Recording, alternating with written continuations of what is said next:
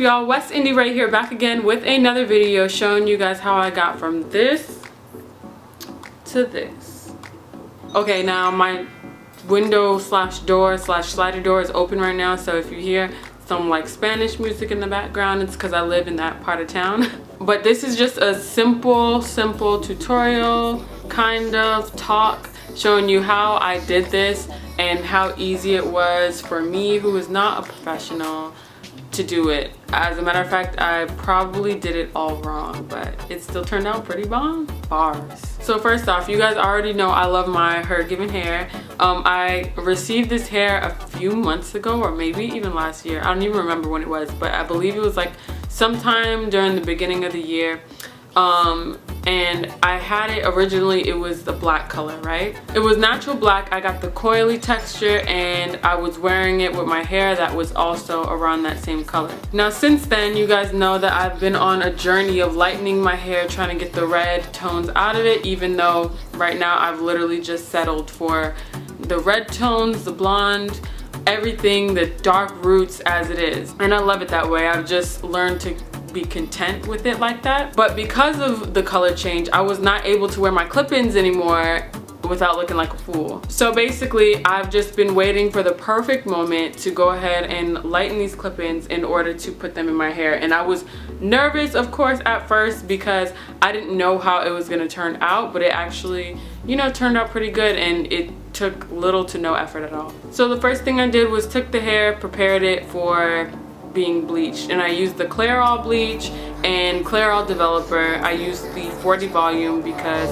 I hear that plane. Sorry guys. It's just such a nice day outside. I want to keep my door open, and I don't know, it's beautiful, so sorry that you have to deal with all the outside noises, but it is what it is. I hope you guys are not that bougie to the point where you can't deal with a little helicopter or something, or maybe some Spanish music, or a couple semi-trucks. There's a school bus, you know? But anyway, back to the topic. Yeah, so I just mixed up that developer, and I had like this big container that my best friend was using to condition her weave over at my house, and she forgot to take it. So basically all I did was just dip my clip-ins inside of that bleach from the bottom and kind of just work it all the way up into the top of the clip-ins. So my intention was to dye the lengths and leave the roots kind of dark so that it matches my hair better. And so I did that, and I left it on there. I can't even tell you an exact time. I kind of just left it on there until I felt like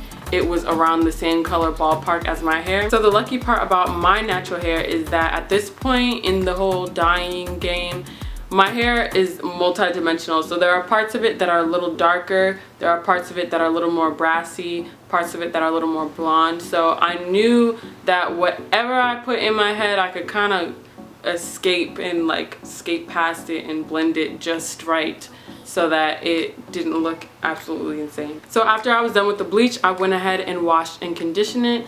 I used the Garnier Fructis conditioner, and I used Shea Moisture's pink, I'll show you guys up on the screen, but I used the pink shampoo. I think it's the Superfruit 10-in-1 complex one, if I'm not mistaken. So I used those to wash and condition the hair. I left it hanging with conditioner on it for actually a few hours because I just wanted to make sure I got up in there, and I conditioned my own hair as well before braiding it.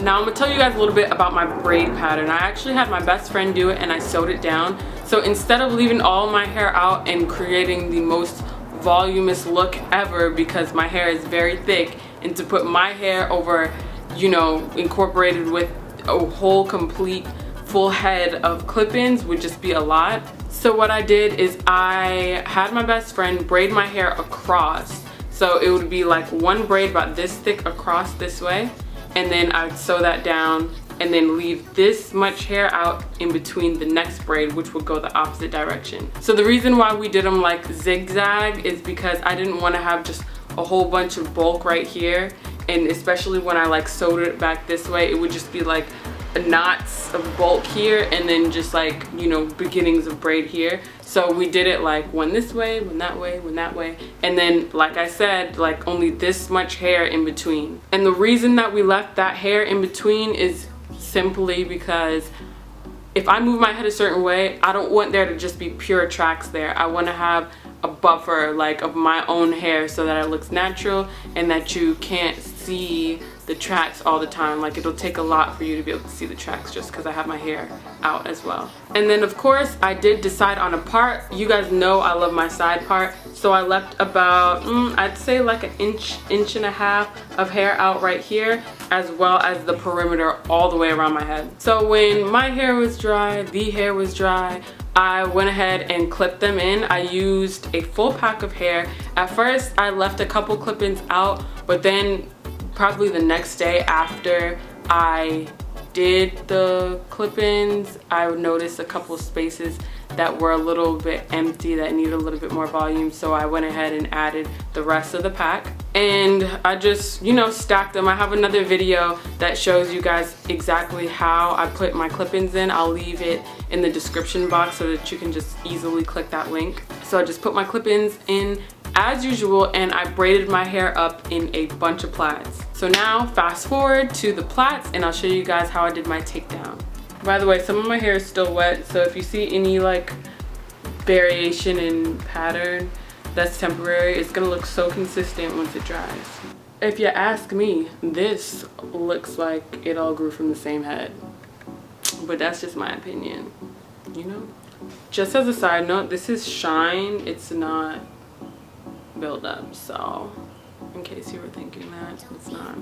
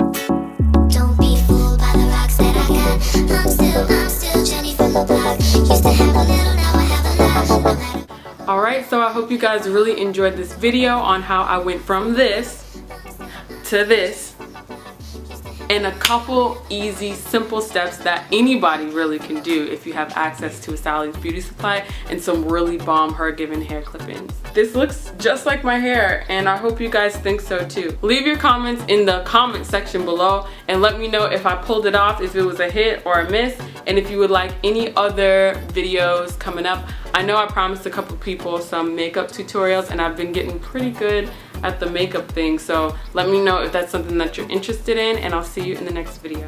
And as usual, make sure to like, subscribe, comment, and share. Follow all my social media accounts right down there, and if you do your hair like this, tag me in pictures of how bomb it turns out, okay? Because I have faith in you.